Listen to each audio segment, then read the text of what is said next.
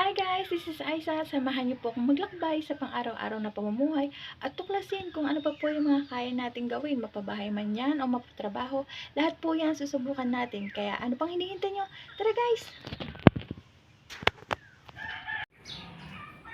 Yan po yung view ng Taal Volcano kung saan kita po yan dito sa amin.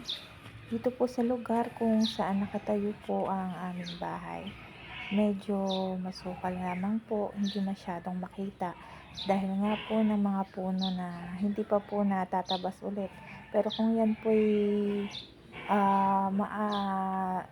naputol na, kitang-kita po ang view dyan.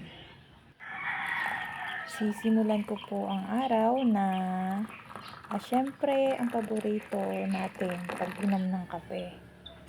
Pagkatapos magdidikit na po ako ng apoy para po magsasaing na po tayo. Magsimula na pong magsaing para mabaon po ng mga papasok sa trabaho. Dahil ang asawa ko po papasok sa trabaho. Ganun din po ang anak ko papasok sa eskwela. Kaya syempre kailangan po muna nating magluto.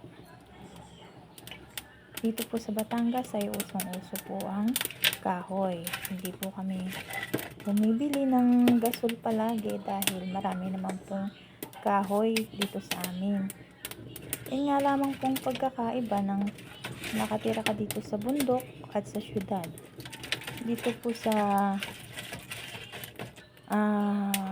bundok, marami ka pong ways kung paano ka makakapagluto ng ulam, ng gulay, at saka yun nga po, yung kahoy. Hindi na po yan dito binibili.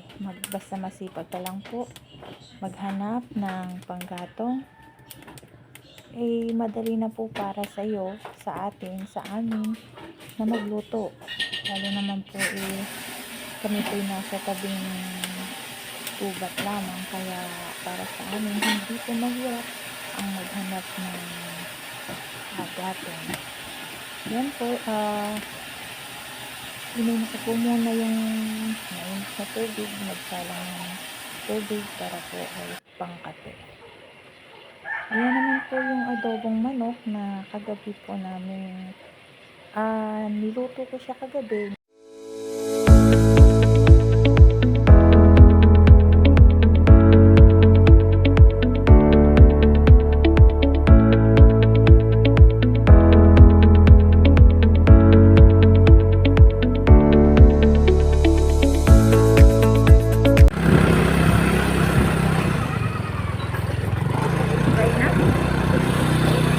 Hindi time lapse.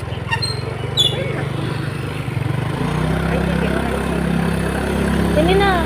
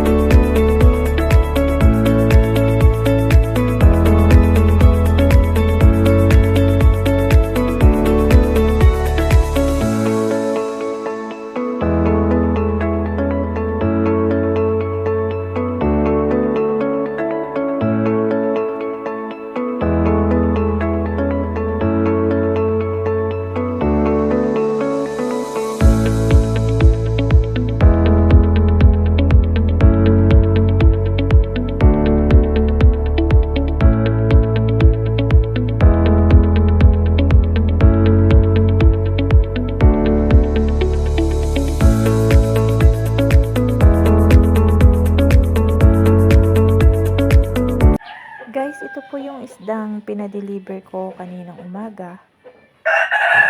Masarap po itong pamprito. Ipiprito ko po ito para mabaon ko po mamaya pag pasok ko.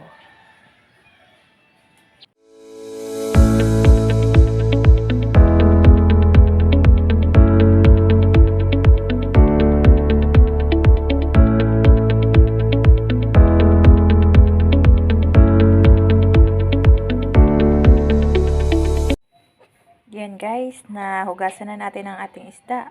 Syempre, lalagyan na natin ng asin. At ipiprito na natin.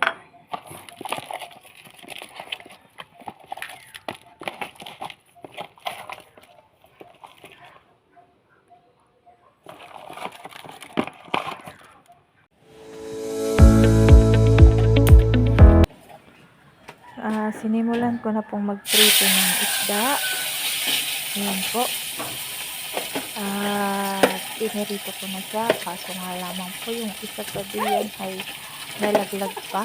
At mukhang ayaw pa yatang ipaprito. Hinugasan ko po muli yung isda ng maayos. Ayan po. Hinugasan ko po siya ng maayos para mailuto ko rin po kasi sayang naman kung itatapon. Mahal din naman po yung isda. Pwede na rin po yung makadalawang kain pagka kami lamang po. Sariwang-sariwa po yan at kanina lamang po yung umaga din hinarde.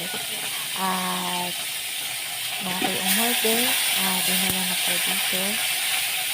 Buti na nga lamang po at nalinis na po ni Kuya. Yun pong nag-deliver sa amin. Tatanggalan na po ng hasang at nakaliskisa na rin po. Kaya ang ginawa ko na lang, hinugasan ko na lang siya. So yung maayos na hugas. Saka po yan nga, pinirito ko na po ng mabilis. Ito ay oras naman ng pagpasok sa trabaho. Nga po tayo, alis na po ako. Magmomotor lamang po ako papunta doon. Mula dito sa amin. Siguro mga 20 minutes po mula dito sa amin hanggang sa trabaho sa Tagaytay.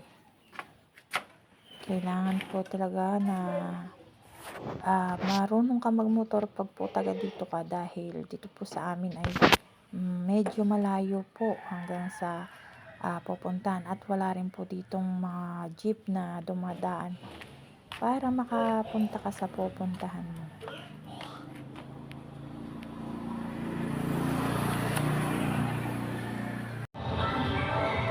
At ngayon guys, nandito na nga ako sa trabaho. Papasok na po tayo. Paakyat. Nasa taas po yung store na pinapasukan ko. Kita nyo naman guys, ang ganda ng view dito sa amin.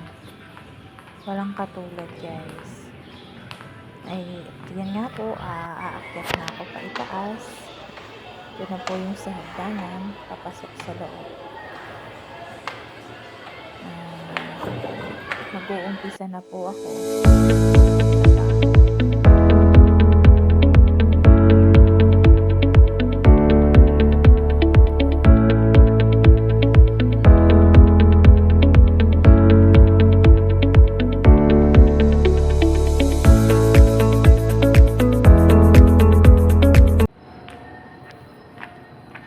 At natapos na naman po ang isang buo nating maghapon at salamat naman po at nakatapos na naman tayo ng 8 oras na trabaho. At ngayon naman po ay pauwi na sa amin para makapagpahinga naman. Sana po kayo rin at maraming salamat po sa panonood. See you po sa next video ko. Ingat po tayo lahat guys. God bless.